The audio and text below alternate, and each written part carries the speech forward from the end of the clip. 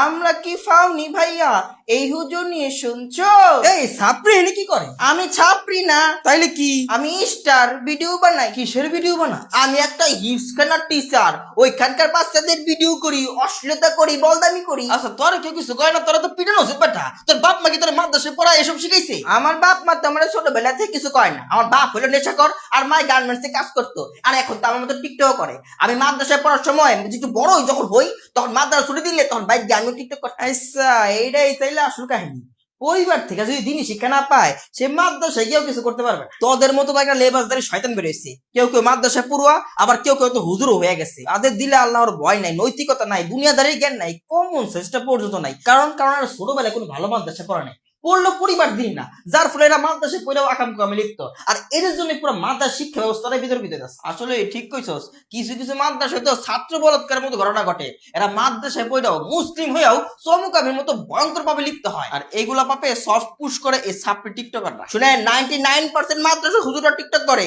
99% মাদ্রাসা হুজুর আমার মতো খারাপ মানুষ, বুঝছেন? দেখছেন ভাই ও কি কইলো?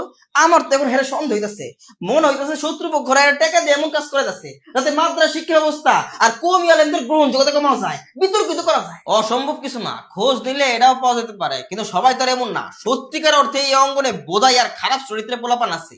বড় হুজুরা যদি এদেরকে সাইজ করতে না পারে, তাহলে সাধারণ মুসলিমরা এদেরকে সাইজ করে। আমি কই কি ভাই, এদেরকে বড় হুজুরাই সাইজ করুক, তাইলে কমি শিক্ষা ব্যবস্থার মতো এত উন্নত একটা শিক্ষা ব্যবস্থা কখনো বিতর্কিত হবে না, একটা স্ট্যান্ডার্ড ধরে রাখতে পারবে। কিন্তু আমি তো কমই শিক্ষক না, আর কমই তো পড়িও না। হ্যাঁ, আমি তো পড়াশোনা করছি অন্য একটা মডেলের মাদ্রাসায়, আর এখন হিফসের শিক্ষকতা করি একটা ইসলামিক একাডেমিতে। আয় হ্যাঁ, এটা তো ভাইবা দেখি নাই। আসলেই তো বাংলাদেশে তো অনেক মডেলের মাদ্রাসা আছে, আর কেউ কেউ ব্যক্তি উদ্যোগে হিফস কেন খুলে দেয়। সবাই তো কমই না, কিন্তু নেগেটিভ কোনো ঘটনা ঘটলে আমাদের মাথায় প্রথমে কমই আসে কেন? এটাই তো নেগেটিভ। কিন্তু এরা যেই অঙ্গনের হোক, অন্যায়, অশ্লীলতা, বলদামি, সাকলামি, শয়তানি যেই করুক না কেন, এদের কি ডলা দিতে হবে? কওমি আলেমরা এদেশের মূলধারা আলেম, তাদেরকে দায়িত্ব নিতে হবে এই সমস্যা সমাধানের জন্য। অন্য অঙ্গনের আলেমদের সাথে একসাথে মিলে এদের বিরুদ্ধে কঠোর ব্যবস্থা নিতে হবে। তো আমরা যারা সাধারণ মুসলিম, তাদের কিন্তু কিছু কাজ আছে। যারা এই সাপড়ি টিকটকার ইসলামিক লেবাস করে ইসলাম বদনাম করতেছে, তাদের কিন্তু মাঝে মধ্যে হালকা মাথা ডলা দিতে পারে। এই ব্যাপারে আমি কিছু বলবো না, দেখো যা ভালো মনে করো।